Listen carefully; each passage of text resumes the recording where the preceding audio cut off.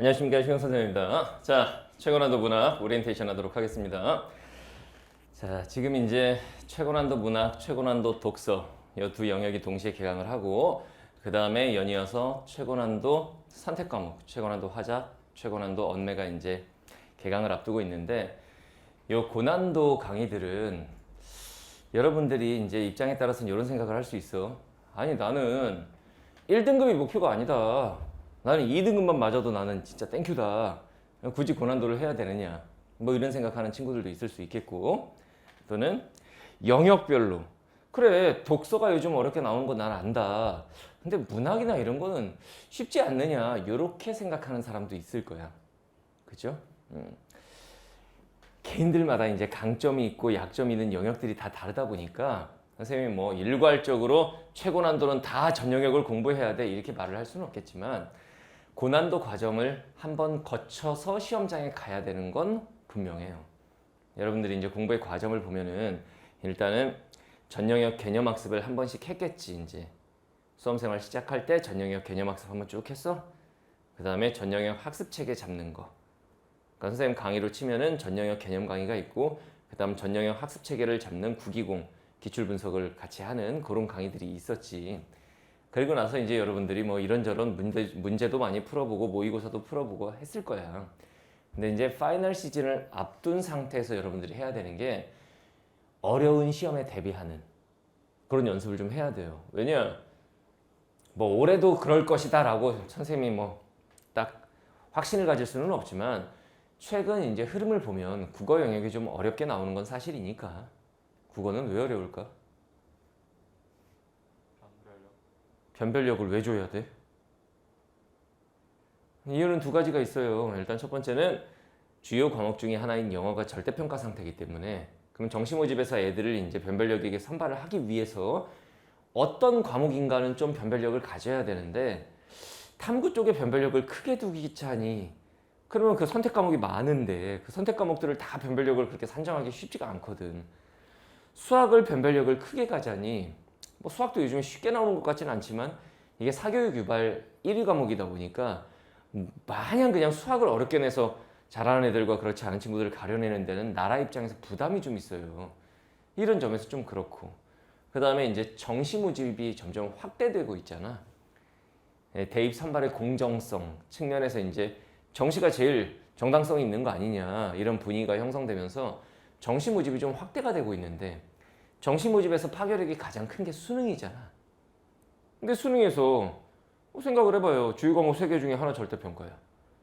이런 상황에서 지금 뭔가 주요 과목 이제 국어, 수학 2개 남는데 그러니까 국어를 이제 좀 어렵게 내야겠다. 이런 지금 흐름으로 계속 가고 있단 말이지. 그래서 국어는 좀 어렵게 공부하는 게 맞습니다. 알겠죠? 그래서 기존에 쉽게 나오던 영역들도 기존에 쉽게 나오던 영역이라고 하면은 뭐 문학이나 선택 과목을 요즘 여러분들이 좀 이제 기존에 좀 쉬웠다라고 평가할 수도 있는 건데 올해는 어떨지 모르는 거야. 선생님이 항상 하는 말이 있죠. 수험생은 모든 상황을 다 대비를 해야 한다. 지금까지는 독서형이 가장 어려웠던 게 맞지만 그걸 평가원이 모를 리가 없잖아. 물론 평가원에서는 그랬어요. 문학, 독서, 선택 과목 난이도 안배를 골고루 하였다. 라고 하는데 아이들이 상대적으로 독서 영역을 잘 못하는 거지. 평가원에서는 똑같이 냈는데 애들이 그냥 비문학을 잘 못해. 이런 거거든 지금까지의 결과를 놓고 봤을 때. 그러면 이제 평가원에서도 매년 흐름을 이렇게만 가긴 좀 그런데 이런 생각을 할 수도 있는 거거든. 문학 쪽에 변별력을 좀 둘 수도 있고 또는 선택 과목 쪽에 변별력을 좀 둘 수 있고 특히 화법과 작문 선택자들은 언매가 같은 시험인데 표점이 조금씩 계속 높잖아. 이걸 나라에서 모를 리가 없는 거라고. 나라에서도 선택 과목 2개로 딱 해놨는데 이 과목 선택한 애들이 같은 점수 대비 표점이 확 높아버린다? 이러면 정책 실패가 되기 때문에 요즘에 화작이 슬슬 조금씩 어려워지고 있는 추세죠.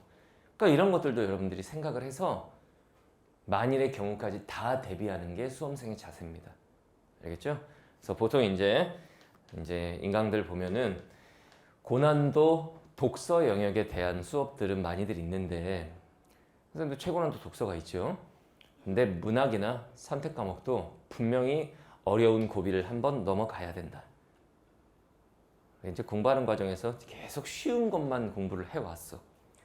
시험장에 갔더니 좀 어려워. 얘는 망한다. 근데 이제 좀 어려운 코스를 거쳤어.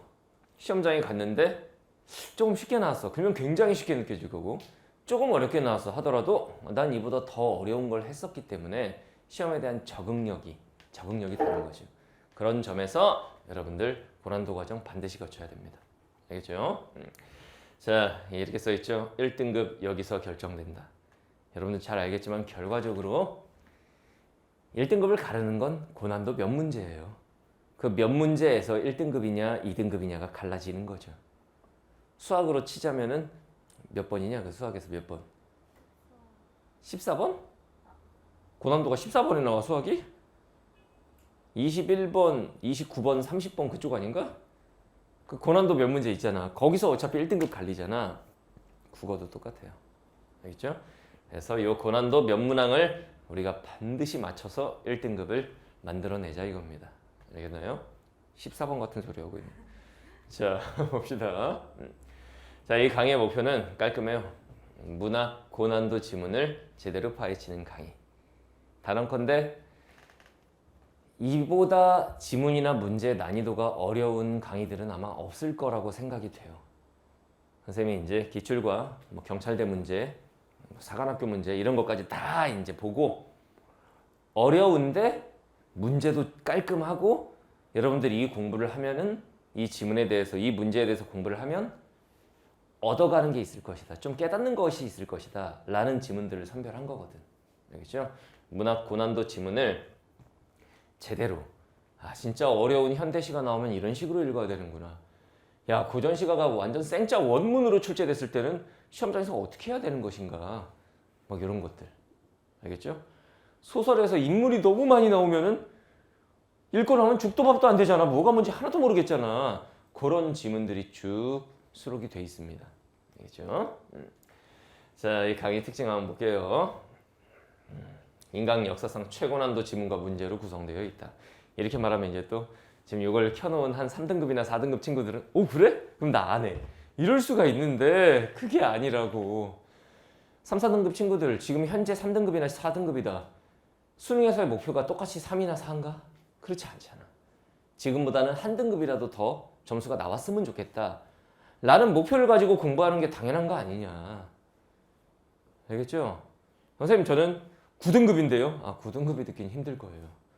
그거는 힘들지만 선생님과 같이 강의로 풀어나가는 거기 때문에 이게 1등급을 위한 강의는 아니야.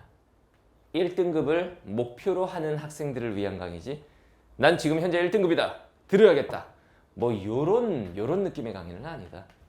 1, 2등급을 목표로 하는 친구들이 보는 강의예요. 알겠나요? 물론 현재 1등급인 친구들은 이제 어려운 걸 찾아다니겠죠. 이 강의가 입맛에 잘 맞을 거야. 굉장히 어렵거든. 자, 그다음 요 강의는 선생님이 이제 수업하는 이제 여러 지역 중에 대치동이 있죠. 대치동 애들이 이 수업을 유난히 좋아합니다. 그 친구들 같은 경우에는 이제 성적대가 좀 높을 거 아니야. 얘네들이 이제 기본 과정에서는 그냥 그래 이러다가 최고난도 문학 독서 이쪽 들어가면 애들이 눈이 반짝반짝해요. 자기들이 문제 풀어 자꾸 틀리거든. 이런 부분들을 좋아하거든 그 친구들은. 이 대치동에서 아이들이 굉장히 좋아하는 강의입니다. 자, 우리가 이제 수학 선생님들이 보통 많이 하시는 말씀이죠. 한 문제를 풀어도 어려운 문제를 풀면서 고민을 하고 그 과정에서 성적이 상승하는 것이다. 이런 말을 많이 하시는데 국어도 똑같습니다. 제일 어리석은 게 뭐냐면 답까지 기억나는 기출문제를 그냥 3회독 5회독 하고 앉아있는 애들. 그냥 딱 지문 보면 나 이 지문 알아. 나 이 문제 답도 기억나. 하는데 그걸 또 풀어. 왜? 왜 그러는 거야 도대체? 난 그게 이해가 안 됩니다. 물어보면 애들이 뭐라 그러느냐. 인강에서 어떤 선생님이 3회독은 해야 된다고 그랬어요. 그래도 답이 기억나는데 그걸 뭐하러 하냐고. 그럴 이유는 없잖아. 우리가 어려운 문제를 좀 푸는 과정에서 배우는 게 많이 있습니다. 자, 그다음에 이제 고난도 문학 지문이 나왔을 때 시험장에서 어떻게 대응할 것인가. 현실적인 얘기를 많이 할 거야. 야, 이 정도 난이도면 여러분들이 풀기는 쉽지는 않을 겁니다. 이런 경우에는 우리가 이렇게 한번 해봅시다. 이런 얘기들도 할 거예요. 알겠죠? 그 다음에 고난도 문학 문제. 고난도 문학 문제를 어떻게 쉽게 푸느냐? 접근하는 방법은 있겠지. 정답은 맞추지 못해도 선택지 두세 개 정도는 날릴 수 있겠지. 뭐 그런 방법들을 수업 시간에 많이 같이 얘기를 할 거예요. 알겠죠? 자, 이 강의는 이렇게 구성되어 있습니다. 일단 평가원이라고 하면은 수능 6평, 9평. 고난도로 출제됐던 문학 문제들이 있습니다. 이런 문제도 보면 오답률 53% 이렇게 되어 있죠. 절반 이상의 학생들이 틀리면은 굉장히 어려운 문제거든. 이런 문제들이 역계 평가원에 보면 있어요. 이런 문제들이 수록이 돼 있고, 그 다음 수능. 이 문제도 보면 수능 문제인데 오답률이 58.4%. 거의 60%에 육박하는 학생들이 틀렸다 이거예요. 이런 문학 문제는 굉장히 어려운 문제인 거죠. 그치? 그 다음에 사관학교 시험은 아무래도 수능보다는 난이도가 좀 높은 편이지. 이 사관학교 문제들 중에서 수능하고 굉장히 지문 구성이나 문제 유형이 비슷하고 그리고 문제도 좋은 그런 것들을 수록을 해놨어요. 사관학교 지문. 그 다음에 경찰대 기출 문제. 경찰대학교 시험이 어렵다는 건 알고 있죠? 경찰대 기출 문제. 이런 것들도 수록이 되어 있습니다. 자, 이런 친구들이 이 강의를 들으면 도움 많이 될 거예요. 일단 고난도 문학 지문에서 멘붕 온다. 나는 고전문학 원문 나오면은 정신을 잃는다. 막 이런 애들 있지. 소설 읽고 나면 뭐가 뭔 내용인지 한 개도 모르겠다. 막 이런 친구들. 복합 지문으로 지문이 길게 나오고 문제 6개 나오면은 시간이 너무 오래 걸린다. 막 이런 친구들. 시간이 부족한 친구들. 이런 친구들도 도움이 많이 될 겁니다. 그 다음에 이게 제일 중요해. 나는 목표가 국어 1등급이다. 이런 친구들은 반드시 이 과정을 거쳐가야 됩니다. 독서뿐만 아니라 문학도. 알겠죠? 의외로 문학이 어렵게 나올 수도 있는 거예요. 자, 이 강의를 듣는 친구들은 엄청난 영광이죠. 선생님 카페 정회원으로 등록해드립니다. 거기 다양한 문제들이 있습니다. 그 문제들을 집에서 이제 좀 풀어보세요. 알겠죠? 선생님 강의 목표는 항상 이거라고 얘기를 하는데 내 새끼들은 전원 1등급을 만드는 걸 목표로 한다. 이게 현장에서는 그래도 좀 돼요. 좀 된다는 게 진짜 애들이 다 1등급 맞는다는 얘기냐. 아니, 현장 애들이 다 1등급 맞으면 나 재벌돼요. 선생님 강의를 현장에서 1000명이 들었는데 1000명이 다 1등급 나왔어. 나 재벌되지 않겠냐? 그러겠죠? 그냥 이런 마인드로 가르친다는 얘기인데 제일 중요한 과정, 그게 여기입니다.